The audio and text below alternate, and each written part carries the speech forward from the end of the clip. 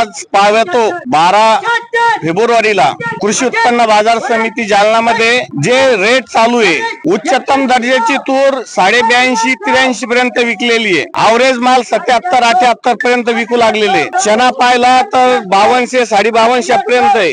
Soybean आज mill वाल्याच्या हिशोबाने 5050 ते 5100 दरम्यान निघायला पाहिजे, कारण आणखीन सोयाबीनचे भाव निघालेले नाही आणि मागील काही दिवसा पाहता भावामध्ये थोडी मंदी आलेली आहे. आता हा प्रश्न अगदी सगळ्यांच्या मनामध्ये आहे की ही अडचण काय, याच्यावर सरकारी धोरण अवलंबून असतात, परंतु काही प्रसार माध्यमातून काही अफवा पसरलेल्या आहे आणि शेतकऱ्याची जी स्थिती द्विधा झालेली आहे आणि येत्या मार्केटमध्ये थोडा सुधार वाटू लागलेला आहे.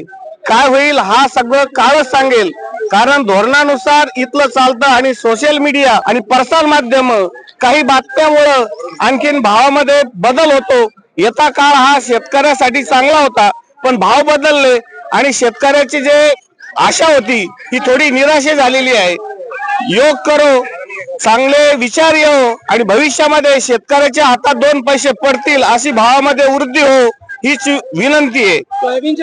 सोयाबीनचे भाव अचानक पडले, कारण मागील 2-4 वर्षात पाहता सोयाबीनची पहिल्यांदाच थोडी तेजी आली होती आणि सगळ्यांच्या नजरा त्या तेजीकडे लागल्या आणि साहजिकच जेव्हा भाव वाढते तेव्हा प्रत्येकाच्या मनात एक आशा असते की भविष्य काळामध्ये मला 2 पैसे पडतील, पण अचानक भाव पडले आणि सगळं शेतकऱ्याची आणि व्यापाऱ्याची एक निराशा झाली. योग करो की आणखीन भाव वाढो आणि शेतकऱ्याला सुखीचे दिवस हो.